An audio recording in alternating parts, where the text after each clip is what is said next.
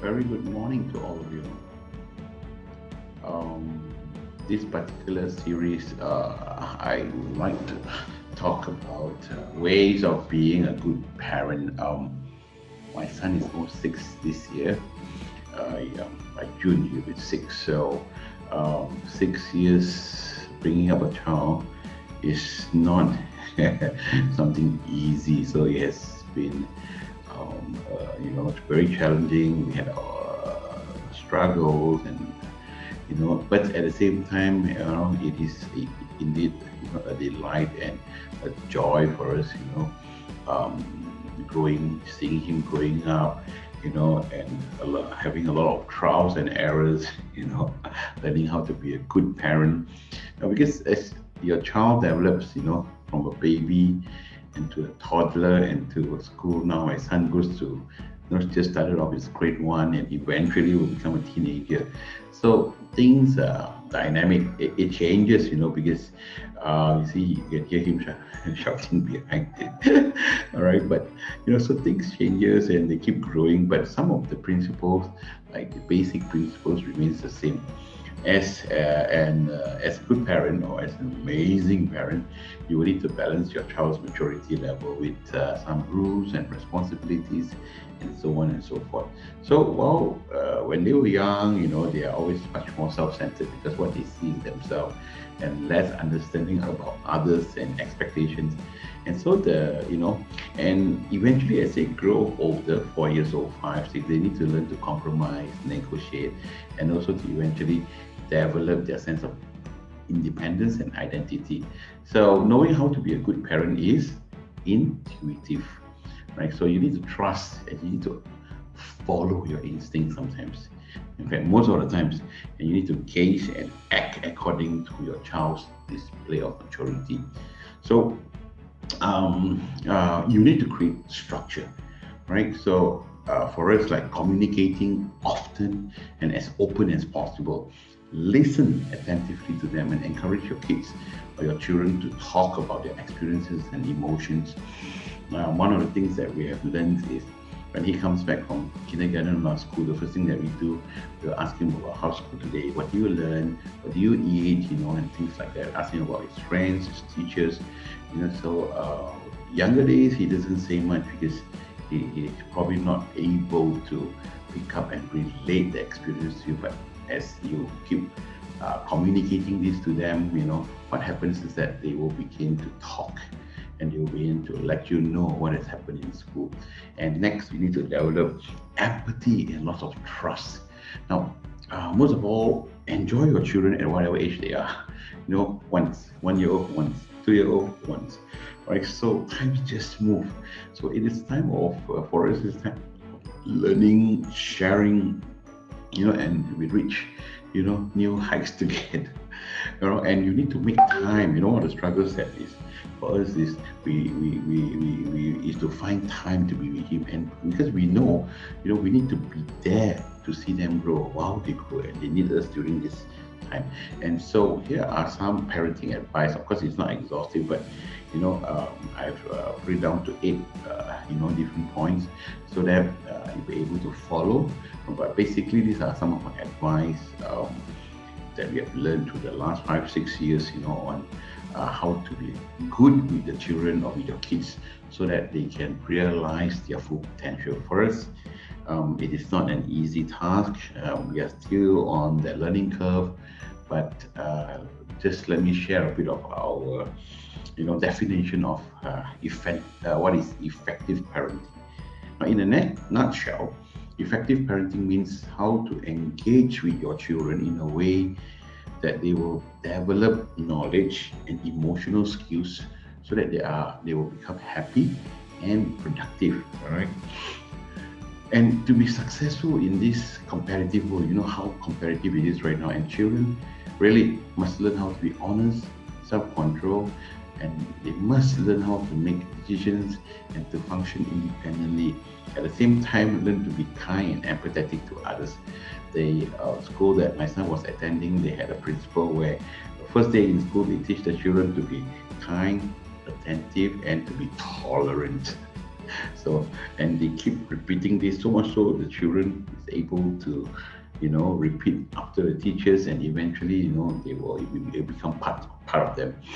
So, and then they will cooperate with others based on healthy moral principles, and they'll be able to behave appropriately even in difficult circumstances. So, parents like us who can instill these abilities and values into our children, okay, will be able to prepare them, hopefully, right, for the real world.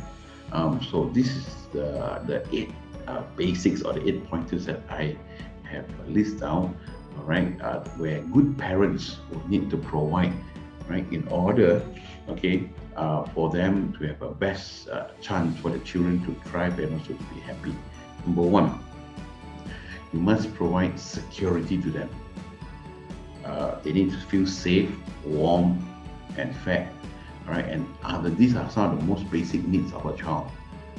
Consistent security is the foundation of stability and growth. So that's one, security. Secondly, stability.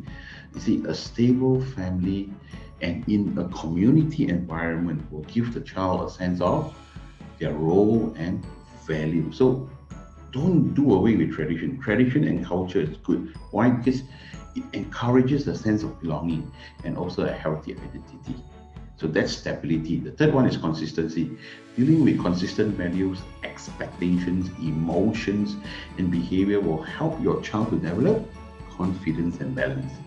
So dependable and uniform parenting is the key. It's very important. Number four, emotional support. Being accepted and recognized are most important aspects for your children to develop trust, respect, and self-esteem.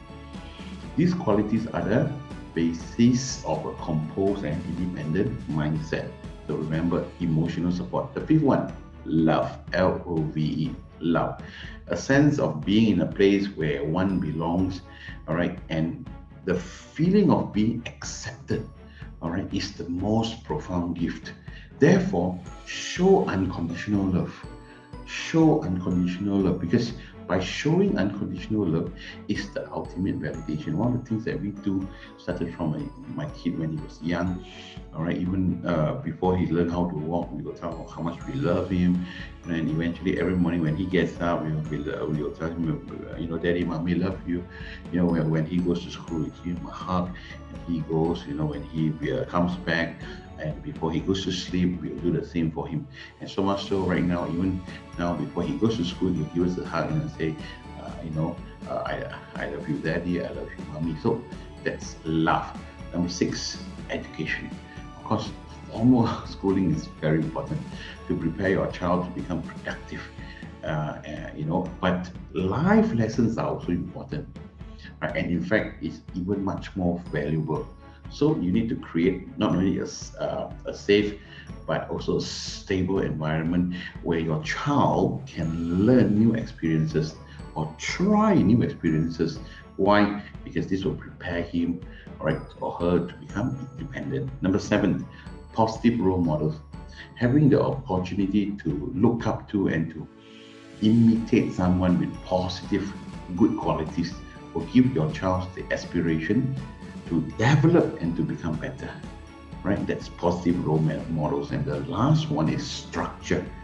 Now, routine and structure, as I've started, routine and having a structure, okay, is the foundation or the bedrock of consistent development. Therefore, you need the rules, you need the boundaries in order to provide your child with clarity of their role, okay, and expectation of what you expect from them, right? So these are the 8 points that or the basis, to effective parenting, at least, as per what we have experienced. Number one, security. Number two, stability. Number three, consistency. Number four, emotional support. Number five, love. Number six, education. Number seven, positive role models. And number eight, structure. So safeguard, educate, and provide clear expectation and a consistent routine to prepare your child to face any challenges and transition successfully through their childhood development phases. So my next part of the log, I'll be talking about effective parenting skills. So I hope you have learned something, and you have gained something from here. And if there's any comments from you, do comment. I would like to hear from you. And once again, thank you so much for taking time to listen. Stay safe, stay healthy, and stay blessed. Bye bye.